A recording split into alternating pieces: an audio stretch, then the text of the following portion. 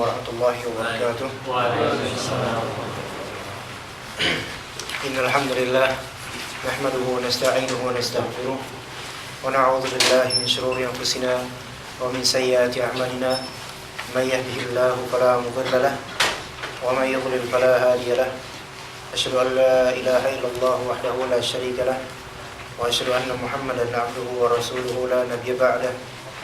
Allahumma inna nas'aluka 'ilman nafi'a wa rizqan thayyiban wa 'amalan mutaqabbala. Allahumma amin. Segala puji bagi Allah Subhanahu wa taala yang telah mengumpulkan kita di sini di majelis ilmu. Insyaallah pada pertemuan kali ini yang mungkin kita baru sekali bertatap muka, kita insyaallah akan membahas Sahih Al-Bukhari, dan ini hadis pertama dalam Sahih Bukhari. Kita pilih satu hadis saja, dan itu hadis pertama. Dan di antara hadis yang terpenting dalam Sahih Al-Bukhari, hadis pertamanya dengan mengacu pada kertas yang telah kita berikan, alhamdulillah. Ya, insyaallah semoga bermanfaat. Kita tuturkan sebagaimana adanya dalam Sahih Bukhari, dengan sanadnya dan juga dengan matan hadisnya. Insyaallah kita pelajari di waktu yang singkat. Berapa menit sekarang? Ya, sekitar setengah jam insyaallah taala. Ya. Kurang. Dan sebelumnya kita niatkan ini untuk mencari ilmu, untuk menggapai ridha Allah Subhanahu wa taala dengan menuntut ilmu, terutama ilmu hadis. Kemudian mengangkat ketidaktahuan kita terhadap agama sedikit demi sedikit. Apa yang ada di kertas, alhamdulillah, adalah apa yang ada dalam Sahih Bukhari, hadis yang pertama. Ini hadis berkaitan dengan niat, untuk setiap amalan kita. Bahwasanya kita perlu mengetahui bahwasanya syarat dikabulkannya amalan ibadah itu hanyalah dua, yaitu pertama ikhlas dan yang kedua mutaba'ah. Yang pertama ikhlas lillahi ta'ala, dan keikhlasan tersebut terwakilkan dengan kalimat atau merupakan refleksi dari syahadat pertama, yaitu asyhadu an la ilaha illallah. Kemudian al-mutaba'ah, yaitu mengikuti tuntunan Nabi kita sallallahu alaihi wasallam, itu kembali terrefleksikan dari wa asyhadu anna Muhammadan abduhu wa rasuluh, yaitu syarat dikabulkannya amalan. Ya. Jadi sebelum kita melakukan amalan, kita harus prepare dulu.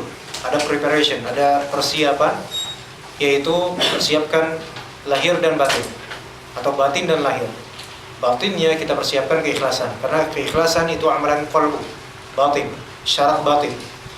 Adapun kemudian zahirnya, ya syarat kedua, yaitu ittiba'us sunnah, mengikuti sunnah Nabi SAW. Nah, di sini berarti ada dua, syarat zahir dan syarat batin, atau syarat batin dan syarat zahir. Syarat batin yaitu ikhlas, berkaitan dengan la ilaha illallah. Syarat zahir mutaba'ah, yaitu berkaitan dengan asyhadu anna Muhammadar Rasulullah. Apa gunanya kalau misalnya kita beribadah tapi tanpa ada tuntunannya dari Rasulullah SAW? Maka apa gunanya Rasul untuk kita? Kalau misalnya kita nggak mengikuti beliau Sallallahu Alaihi Wasallam. Karena ini kita pelajari hadis pertama dalam Sahih Bukhari. Kita mulai pembacaan, Anda baca dulu, ya, kita sama-sama perhatikan, kemudian nanti kita terjemahkan satu-satu dan kita rinci satu persatu insyaallah. Qala Imam Al-Bukhari, Muhammad bin Ismail Al-Bukhari yang wafat 261 Hijriah rahimahullah. Beliau berkata, Haddatsana Al-Humaydi Abdullah bin Zubair. Haddatsana Al-Humaydi Abdullah bin Zubair qala haddatsana Sufyan قال حدثنا يحيى بن سعيد الأنصاري قال أخبرني محمد بن إبراهيم التيمي أنه سمع علقمة بن وقاص الليثي يقول سمعت عمر بن الخطاب رضي الله عنه على المنبر قال سمعت رسول الله صلى الله عليه وسلم يقول إنما الأعمال بالنيات وإنما لكل امرئ ما نوى فمن كانت هجرته إلى دنيا يصيبها أو إلى امرأة ينكحها فهجرته إلى ما هاجر إليه. Ketahuilah bahwasanya di dalam Sahih Bukhari hadis tentang innamal a'malu binniyat ini terulang-ulang. Sekitar 7 atau 8 kali dalam Sahih Bukhari itu sendiri. Dan sanad semuanya dalam Sahih Bukhari dari berulang-ulangnya hadis ini itu beredar dari Umar, dari Alqamah, dari Muhammad At-Taimi, dari Yahya bin Sa'id Al-Ansari, semuanya begitu. Nanti dari Yahya bin Sa'id Al-Ansari ke yang lainnya. Kita ketahui dulu bahwasanya dalam kitab Sahih Bukhari yang tebal itu hadis ini berulang. Namun redaksi sanadnya masing-masing memiliki spek masing-masing. Jadi sanadnya itu berbeda-beda, ya. Makanya kita perlu juga nih mulai membuka-buka kitab induk hadis, yaitu kitab asal hadis dengan sanadnya. Mulai coba lihat-lihat, ya. Yang selama ini mungkin misalnya ketika kita melihat suatu hadis dengan tuturan sanad seperti ini, apa sih gitu kan? Apa sih capek-capek ngapain ini? Tapi kalau misalnya kita mau lebih mengenal salaf kita, maka kenalilah juga sanad-sanad dalam hadis. Coba sedikit demi sedikit. Dan ini insyaallah salah satu upaya kita. Nah, sekian 7 atau 8 kali dalam Sahih Al-Bukhari. Kemudian matannya itu juga masing-masing memiliki spek masing-masing, perbedaan masing-masing. Namun perbedaan tersebut tidak mengubah makna. Kita ketahui dalam hadis, dalam ilmu hadis ada yang namanya sanad, ada yang namanya matan. Ya, ada sanad, ada matan. Itu harus tahu. Matan itu yang mana kalau di sana?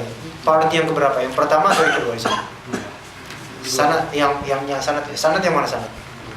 Yang pertama ini sanad namanya. Sanad itu adalah rantainya, rantai periwayatan, silsilatur riwayat. Jadi berantai. Bukhari mendapatkan dari Al-Humaidi, mendapatkan dari Sufyan, kemudian dari Yahya Al-Ansari dan seterusnya. Itu namanya sanad. Kemudian kalau misalnya matan, itu yang kita merahkan ini namanya matan. Jadi matan itu adalah isi hadis itu perkataan Nabi SAW, itulah matan. Itu. Jadi kita udah paham sekarang apa itu sanad, apa itu matan. Nah, kita pelajari dulu secara global sanadnya satu persatu. Imam Al-Bukhari mengatakan, haddatsana Al-Humaidi Abdullah bin Zubair.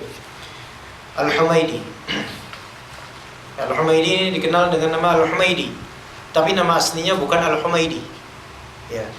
Melainkan Al-Humaidi ini nisbatan kepada salah satu dari kakek-kakeknya kakeknya. Jauh, ya.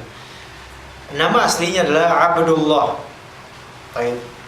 Jadi nama masyhurnya, nama terkenalnya, populernya Al-Humaidi, nisbatan kepada kakeknya. Itu jauh di atas. Nah, nama aslinya yang dilahirkan dia dengannya Abdullah. Kemudian ada juga namanya kunyah. Kunyah itu seperti Abu, Ummu dan seterusnya. Misalnya antum punya anak namanya siapa? Anak antum siapa? Naufal. Abu Naufal berarti. Ya. Tapi yang belum punya anak boleh nggak disebut Abu? Boleh aja. Seorang masih dia bujang, ya. Kemudian dia nggak mau nikah atau belum mau nikah, dia menamakan dirinya berkunyah Abu Khalid misalnya, nggak apa-apa, nggak masalah dengan itu. Nah ini Abu Fulan, kan? Nah Abdullah bin Az-Zubair ini bukan sahabat, bukan.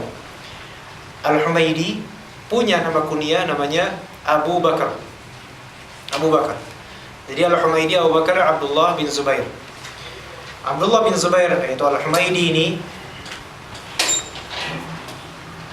ya adalah salah satu murid dari seorang tabi'ut tabi'in bernama Sufyan bin Uyainah. Sufyan bin Uyainah. Dan Al-Humaidi Abdullah bin Zubair ini salah satu sahabatnya Imam Muhammad bin Idris. Siapa itu Muhammad bin Idris? Imam Syafi'i. Salah satu sahabatnya Imam Syafi'i. Jadi rihlah mencari ilmu, ketika di masa-masa mencari ilmu ini qarinnya gitu, selalu berdua ini Abdullah bin Zubair Al-Humaidi dengan Imam Syafi'i rahimahullah taala. Nah, beliau wafat, yaitu Al-Humaidi wafat di Mekah pada tahun 219. Usianya sama dengan usia Imam Syafi'i, tetapi Imam Syafi'i lebih dahulu wafat. Imam Syafi'i wafat pada tahun 204 Hijriah. Ya, kemudian sekitar mungkin 15 tahunan atau sekitar. Wafatlah temannya ini, yaitu Abdullah bin Az-Zubair Al-Humaidi rahimahullah ta'ala. Dan Abdullah bin Az-Zubair Al-Humaidi ini imam masyhur, memiliki kitab namanya Musnad Al-Humaidi. Ya. Tapi itu satu. Jadi Imam Bukhari diantara gurunya adalah Abdullah bin Az-Zubair Al-Humaidi, yang beliau dapatkan Al-Humaidi ini waktu di Mekah. Ya. Al-Humaidi Abdullah bin Zubair mengatakan, haddatsana Sufyan. Sufyan di sini adalah Sufyan bin Uyainah. Di zaman salaf, ya di zaman salaf dikenal ada dua Sufyan, yaitu Sufyan Ats-Tsauri dan Sufyan bin Uyainah. Dua-duanya satu generasi. Dua-duanya satu generasi, sama-sama tabi'ut tabi'in. Sufyan Ats-Tsauri itu Sufyan bin Masruq namanya. Kalau Sufyan bin Uyainah dikenal Sufyan bin Uyainah. Dua-duanya bernama Sufyan, dua-duanya imam besar. Sufyan Ats-Tsauri wafat jauh terlebih dahulu daripada Sufyan bin Uyainah. Sufyan Ats-Tsauri wafat 161 Hijriah, sekitar itu. Kalau Sufyan bin Uyainah yang ini, Sufyan yang ini wafatnya 198 Hijriah. Ya. Nah, Sufyan bin Uyainah adalah gurunya Imam Asy-Syafi'i dan gurunya Al-Humaidi. Ya. Sufyan ini, Sufyan siapa? Bin Uyainah. Bin Uyainah. Oh, sering dengar Sufyan bin Uyainah. Mungkin yang agak asing, agak sulit untuk melafalkan kembali. Sufyan bin Uyainah. Uyainah. Nah. Ada Sufyan Ats-Tsauri. Pak Sufyan Ats-Tsauri sering dengar ya? Pak Sufyan bin Uyainah? Kalau Pak Sufyan? Ada Sufyan. Sufyan di zaman salaf dikenal dua, Sufyan Ats-Tsauri dan Sufyan bin Uyainah. Ya. Baik. Seringkali kalau dalam Sahih Bukhari kalau disebutkan Sufyan saja itu dimutlakan Sufyan gitu saja, biasanya adalah Sufyan bin Uyainah. Ya. Dalam sanad-sanad hadis kalau disebutkan Abdullah begitu saja, bukan sahabat, Abdullah begitu saja, itu namanya adalah maksudnya Abdullah bin Al-Mubarak. Ya. Kalau Abdullah yang dimaksud adalah sahabat, Abdullah doang dibilang, maka Abdullah bin Mas'ud. Itu kenali itu. Kalau misalnya antum buka kitab-kitab ilmu hadis, ya ketika antum buka Abdullah, antum identifikasikan dulu. Ini Abdullah ini sahabat atau bukan? Kalau bukan sahabat berarti dia adalah Abdullah bin Al-Mubarak. Kalau misalnya dia sahabat berarti adalah Abdullah bin Mas'ud. Karena sahabat banyak yang namanya Abdullah. Dikenal Abdullah.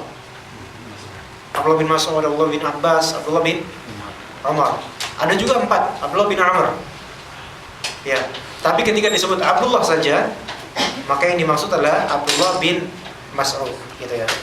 Baik, itu Sufyan di sini Sufyan bin Uyainah, gurunya Imam Asy-Syafi'i, imam besar dalam fiqih, dalam hadis, dalam fatwa. Wafat 198 Hijriah. Kemudian Sufyan bin Uyainah berkata, qala haddatsana, telah menceritakan kepada kami Yahya bin Sa'id Al-Ansari. Yang ketiga adalah Yahya bin Sa'id Al-Ansari, juga seorang imam yang masyhur, yang besar. Yahya bin Sa'id Al-Ansari adalah seorang tabi'i. Beda, kalau Sufyan bin Uyainah tabi'ut tabi'in. Berarti Sufyan bin Uyainah tidak pernah ketemu dengan sahabat, enggak pernah. Tapi Yahya bin Sa'id Al-Ansari pernah ketemu dengan sahabat. Nah, Yahya bin Sa'id Al-Ansari seorang tabi'i kalangan muda. Seorang tabi'i kalangan muda. Ya. Baik, Yahya bin Sa'id Al-Ansari ini beliau seorang qadhi di Madinah, yaitu seorang hakim di Madinah. Ya.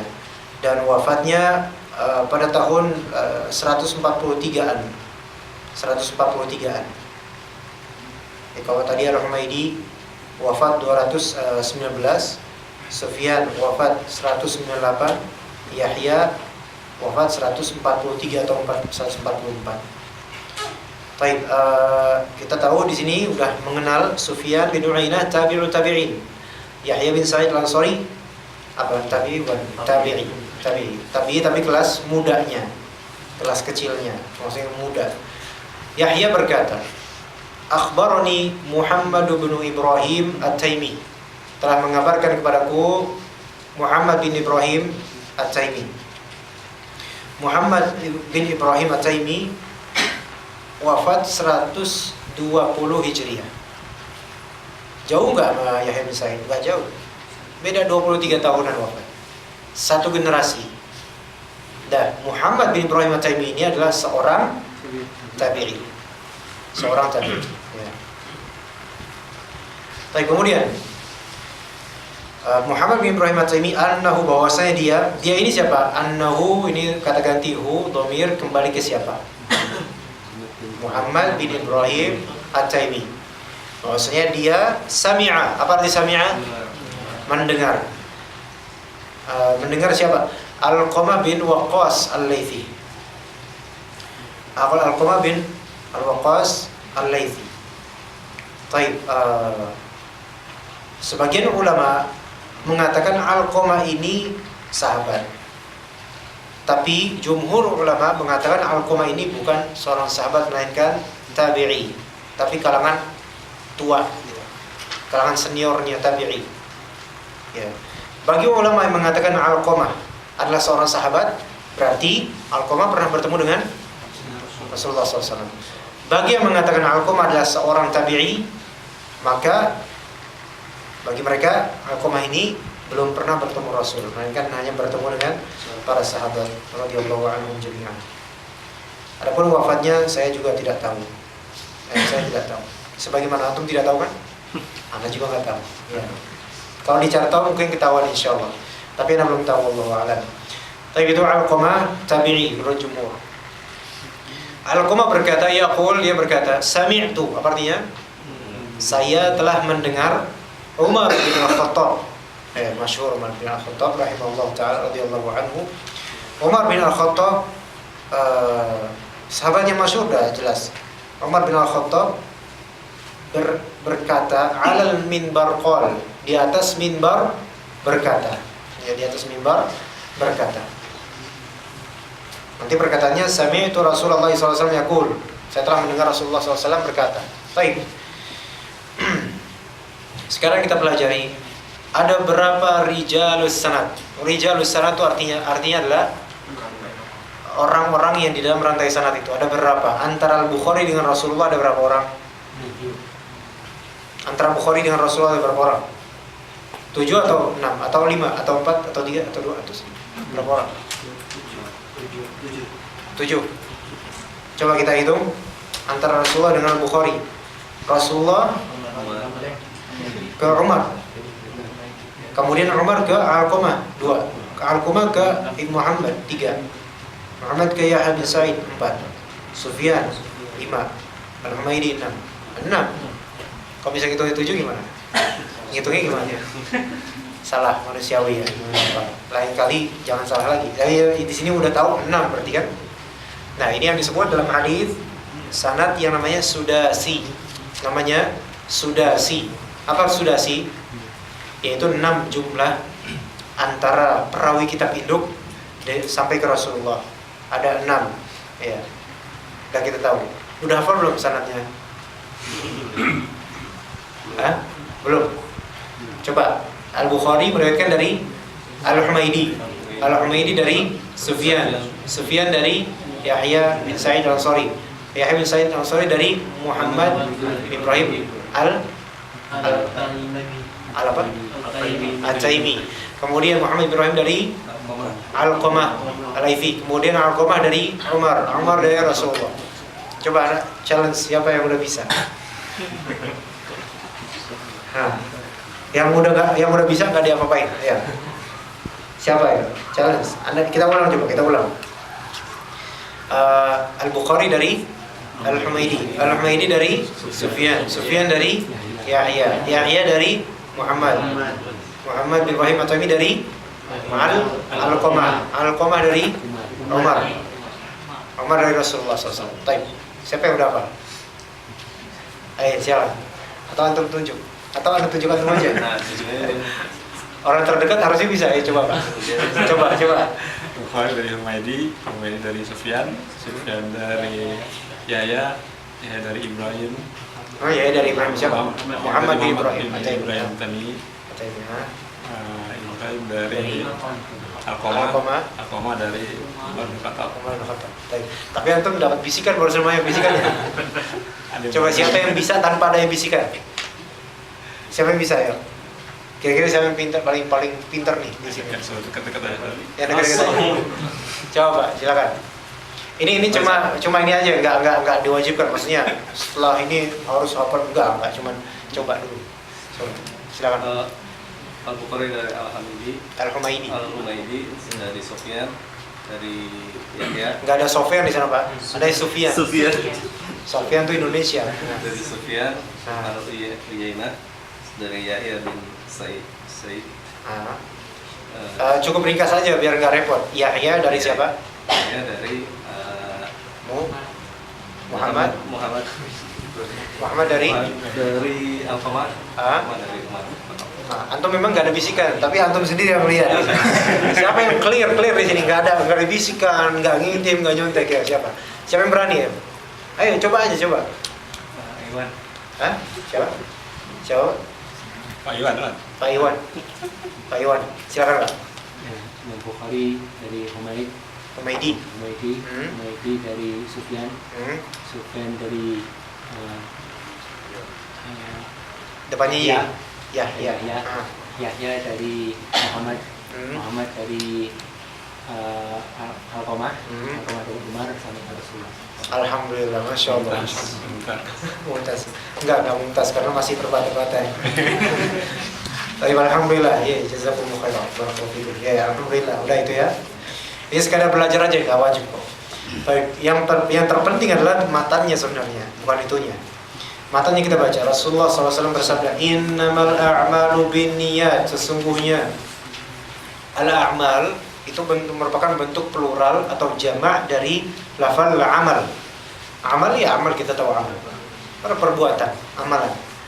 Amalan binniyat, dengan niat. Niat ini juga bentuk plural atau jamak dari kata niyah. Amalan-amalan maksudnya adalah amalan-amalan itu tergantung pada niatnya. Ada orang dua orang ini, satu sholat 2 rakaat, satu lagi sholat 2 rakaat juga. Nah, ternyata niatnya beda. Yang satu niatnya sholat duha, yang satu niatnya sholat subuh. Kok bisa? Ya karena tadi ketiduran, subuhnya baru bangun jam 7 misalnya. Nah, dua-duanya sholat di musola. Satunya sholat duha 2 rakaat, satunya sholat subuh. Menunaikan kewajiban mengqadha subuh tadi yang belum dilakukan. Beda kan? Beda. Yang satu niat sunnah, yang satu niat wajib. Baik. Jadi amalan tergantung dari niatnya dari dua sisi. Pertama, niat amalan itu sendiri. Kedua, niat untuk siapa amalan itu. Bedakan ini. Jadi kalimat pertama, innamal a'malu binniyat, sesungguhnya amalan-amalan tergantung pada niatnya dari dua sisi. Pertama, niat amalan itu sendiri, rinciannya gimana? Yang kedua, niat untuk siapakah dia beramal. Yang pertama itu berkaitan dengan pembedaan antara ibadat. Yang kedua berkaitan dengan keikhlasan. Kita ulang. Niat yang pertama adalah niat amalan itu sendiri. Antum ketika beramal, ya antum harus tahu mau ngamalin apa. Sholat misalnya tadi 4 rakaat. Tahu kan niat sholat zuhur. Baik dah. Tapi kemudian ada satu permasalahan lagi, yaitu niat kepada siapa, untuk siapa dia beramal. Dia niat sholat zuhur itu ikhlas nggak lillahi ta'ala. Nah, itu juga tergantung. Jadi tergantung dari dua sisi amalan itu. Tergantung dari jenis amalannya dan tergantung dari tujuan dia beramal. Ya, baik. Boleh nggak misalnya dia nggak tahu mau amal apa, yang penting sholat aja, yang penting ikhlas saya. Nggak bisa juga. Harus tahu dia mau ngapain, gitu kan? Begitu. Nah, oke. Jadi itu niat yang pertama, innamal a'malu binniyat, dari segi amalannya jenisnya apa, dan dari segi pada siapa tujuannya. Itu harus benar-benar tuh ada. Baik. Di antara manfaat niat adalah merinci antar ibadah. Ibadah itu banyak. Sholat 2 rakaat itu banyak macamnya. Ada qobliyah, ada duha, ada ini, ada itu.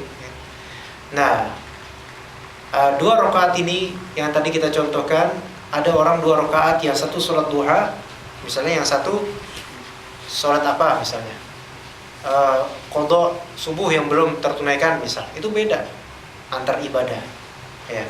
Toib juga niat di antara fungsinya adalah untuk membedakan antara ibadah dan adat. Antara ibadah dan adat. Contoh misalnya, insya Allah udah pada mandi, insya Allah ya Pak ya. Kok pada diem? Ragu jadi ini. Insya Allah udah pada mandi tadi pagi. Ya udah ya, alhamdulillah. Tadi pagi mandi pakai niatan ya. Maksudnya nggak usah bilang nawa itu, nggak usah. Maksudnya di sini niatan ini dia tahu nggak mau mandi apa. Antum tadi pagi mandi apa? Mandi rutin kan? Mandi tradisi kan? Iya, mandi untuk penyebaran tubuh sebelum kerja gitu kan? Itu tradisi. Tapi ternyata di kamar mandi di rumah samping antum ada juga orang yang mandi gerakannya sama sama antum misalnya. Sama mandi juga pakai shower gitu kan? Sama mandi juga. Tapi dia mandinya niatnya apa? Mandi junub. Ya. Nah, ini beda nggak? Beda. Yang mandi junub berpahala nggak? Berpahala. Lah, yang mandi tradisi adat ini berpahala nggak? Kadang bisa berpahala, kadang nggak, tergantung niatnya. Kalau niatnya cuma tradisi doang, nggak ada pahala. Tapi kalau niatnya saya ingin menyegarkan tubuh supaya kerja lebih baik, ini lillahi ta'ala, jadi ibadah. Mandi itu asalnya boleh nggak? Boleh di waktunya. Jangan pas lagi kerja, Pak, mandi. Di waktunya tepat. Boleh jam 6 pagi atau sebelum berangkat mandi, nggak ada yang larang. Mandi hukum asalnya mubah. Sesuatu yang hukumnya mubah itu bisa menjadi berpahala ketika diniatkan ibadah di waktu yang tepat, gitu loh. Di waktu yang tepat. Iya, gitu ya. Mandi bisa menjadi berpahala. Alhamdulillah. Oke. Udah ya, berarti itu tentang amalan tergantung pada niatnya. Baik, karena waktunya agak sempit kita lanjutkan. Yang kedua, wa innama likulli imri'in ma nawa. Dan sesungguhnya likulli imri'in ma nawa, untuk setiap likulli, li di sini untuk, kulli setiap, imri'in individu, setiap individu, ma nawa apa yang dia niatkan. Bisa dipahami di sini, untuk setiap orang apa yang dia niatkan, tergantung pada niatnya. Kalau diperhatikan ini, kalimat pertama tadi innamal a'malu binniyat itu berkaitan dengan ibadahnya, sah atau tidak, ya kan? Benar atau enggak? Adapun yang kedua, wa innamal likulli imri'in ma nawa, berkaitan dengan pahalanya, ganjarannya. Iya. Jadi yang pertama berkaitan dengan ibadahnya itu sendiri. Dan innamal likulli imri'in ma nawa berkaitan dengan ganjarannya. Setelah dia berniat, oh saya niatnya mandi junub, dia dapat innamal likulli imri'in ma nawa, ganjaran pahala mandi junub. Gitu. Kalau ternyata dia tadi sholat 2 rakaat niatnya adalah untuk qobliyah, maka ganjaran sunnah qobliyah. Gitu. Kalau 2 rakaat tadi karena mengqadha sholat subuh, maka pahalanya pahala sholat wajib. Gitu. Nah, kalau misalnya dia beramal, misal ya, dia beramal ada kita lewat di depan rumah tetangga, kemudian lagi ada jemurannya ke bawah angin, kemudian ke jalanan tuh anduknya ke jalanan, kita pungut, taruh lagi di pagernya. Mubah atau enggak? Mubah, bagus. Tapi kalau tidak ada niatan lillahi ta'ala, enggak dapat pahala. Gitu, enggak dapat pahala. Nah, jadi berbuat baik, kita berbuat baik pun harus niatkan lillahi ta'ala supaya dapat pahala. Tapi kalau orang berbuat baik tidak ada niatan lillahi ta'ala, maksudnya biasa berbuat baik, biasa aja, nggak ada niatan ibadah, dia di akhirat memang nggak ada, ya, nggak ada rewardnya. Tapi di dunia Allah kasih dia kebaikan, balas. dibalas nanti di dunia. Makanya orang yang berbuat baik tanpa niatan lillahi ta'ala di dunia dapat kebaikan, tapi di akhirat kosong. Orang kafir banyak yang baik, banyak. Maksudnya dalam artian sebenarnya nggak baik sih orang kafir. Maksudnya berbuat kebaikan, ngasih ini, foundation ngasih ini gitu. Padahal kafir. Allah Ta'ala akan memberikan rewardnya di dunia tapi di akhirat enggak ada. Mereka berniat baik banget. Tapi nggak dapat apa-apa di akhirat. Di dunia dapat balasannya dari Allah Ta'ala. Jadi gitu. Antum misalnya tiap hari nyari nafkah nih. Maksudnya Senin sampai Jumat ya jadwalnya. Setiap berangkat itu sekadar rutin atau ada niatan mencari pahala Allah? Rutin doang. Nah kalau rutin doang nggak ada apa-apa ibadah, nggak ada nafas ibadahnya, antum bakal dapat nggak rahmat dari Allah di dunia? Dapat ganjarannya karena antum telah berbuat baik kepada suami, kepada istri, kepada anak, ya kan? Kewajiban menunaikan nafkah udah terpenuhi ya. Tapi nggak ada niatan ini adalah kewajiban lillahi ta'ala. Nanti di akhirat nggak ada pahalanya. Makanya mulai besok saya udah 5 tahun di sini nggak pernah tuh niatan ibadah, berarti kosong dong. Ya mudah-mudahan setelah tahu ini Allah tunaikan pahalanya mudah-mudahan.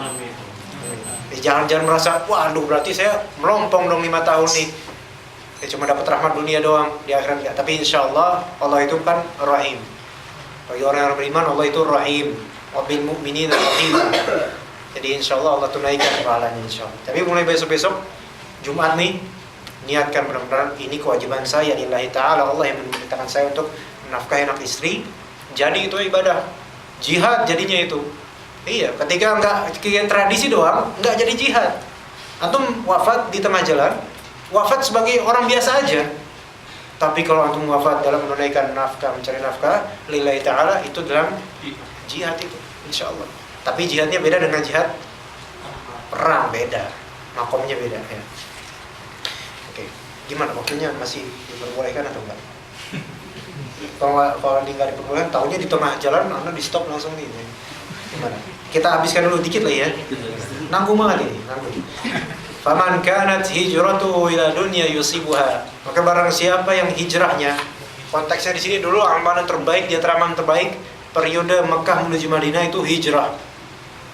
Hijrah itu bisa diartikan hijrah tempat bisa, hijrah amalan bisa. Ya.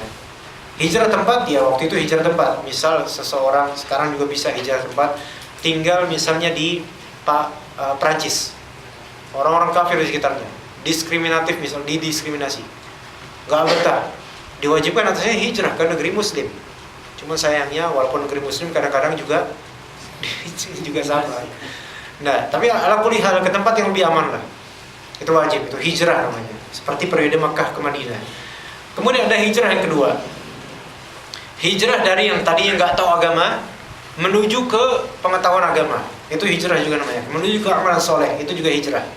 Makanya kata Rasulullah SAW dalam Sahih Bukhari, hadis lainnya, al-wal muhajiru man hajara ma nahallahu anhu.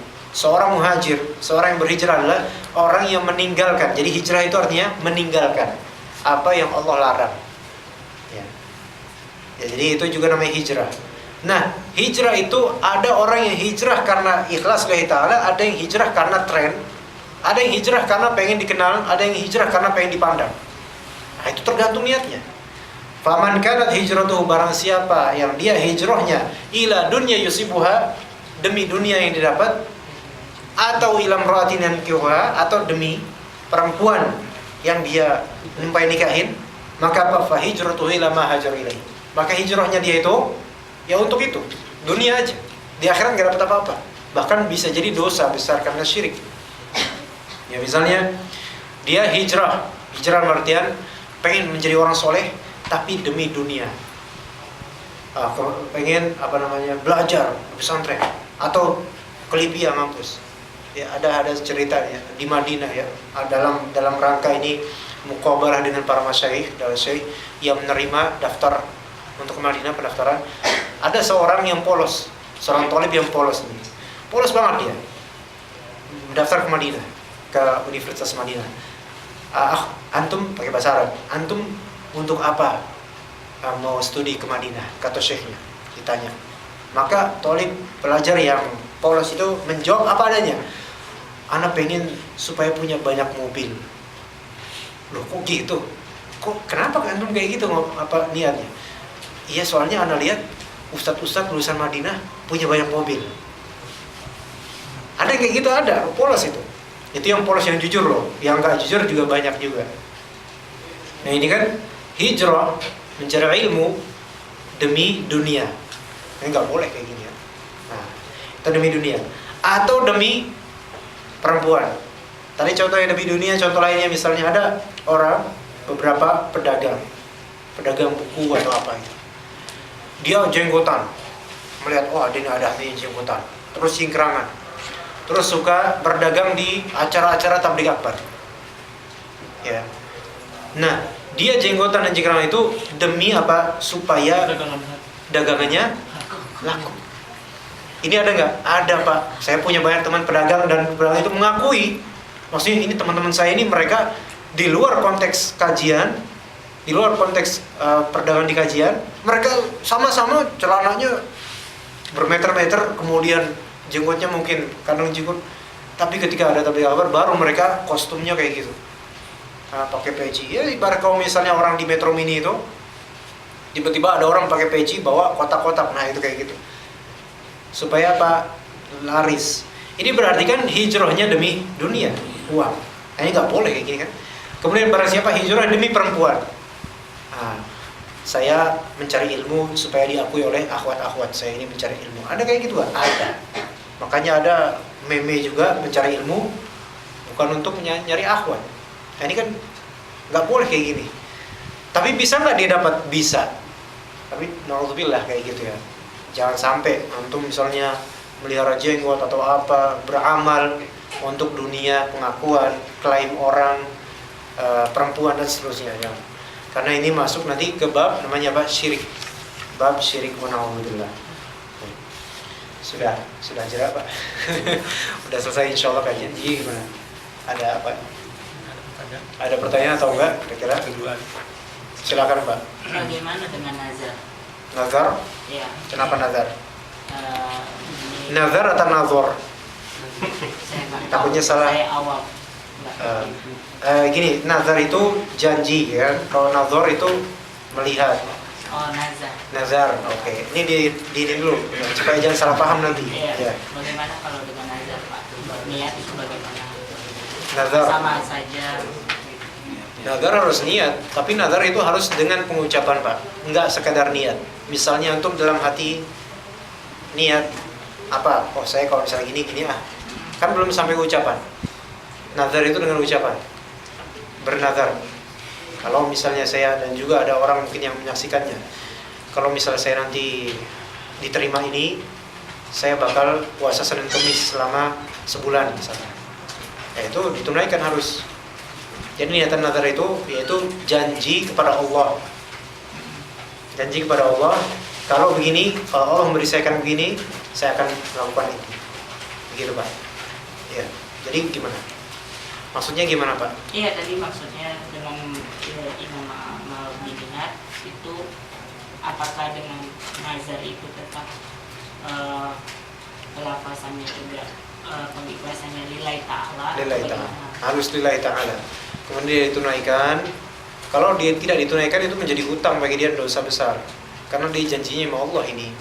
Nah, selama nazar itu sesuatu yang mubah, sesuatu yang boleh. Tapi kalau nazarnya sesuatu yang haram atau yang bakal mendatangkan madharat lebih besar, maka yang lebih baik kalau haram dibatalkan atau yang dibatalkan. Dan nggak boleh memang. Misalnya saya nazar kalau misalnya saya diterima di perusahaan ini, saya akan merobohkan rumah tetangga. Nah ini nggak boleh.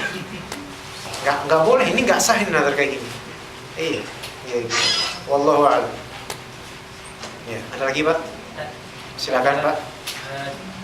Dalam ilmu hadis kan mengetahui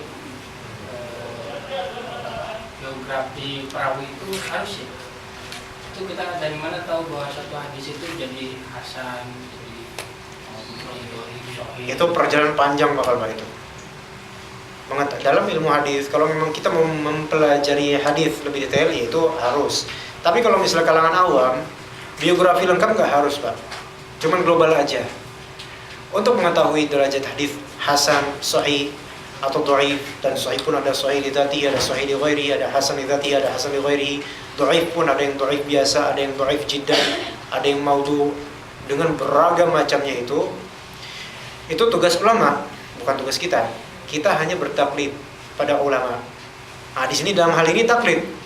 Antum nggak bisa berijtihad dalam hal ini, ya kan? Ya, Pak. Antum buka kitab hadis beragam-ragam yang bahasa Arab, terus buka kamus Al-Munawwir satu-satu, nggak bisa, itu capek dan nggak mungkin. Jadi itu kita bertaklid aja pada ulama yang kita anggap dia ini mu'tabar. Ulama ya, Pak, bukan orang biasa. Nah, ini untuk wawasan aja gitu, biar kita tahu bagaimana itu kan seperti itu ya Pak. Ulama-ulama hadis yang Allah itu ya. Iya. Makanya, tapi apakah ada gitu kategori-kategori orang-orang yang perawi-perawi gitu? Ada. Wawasan gitu.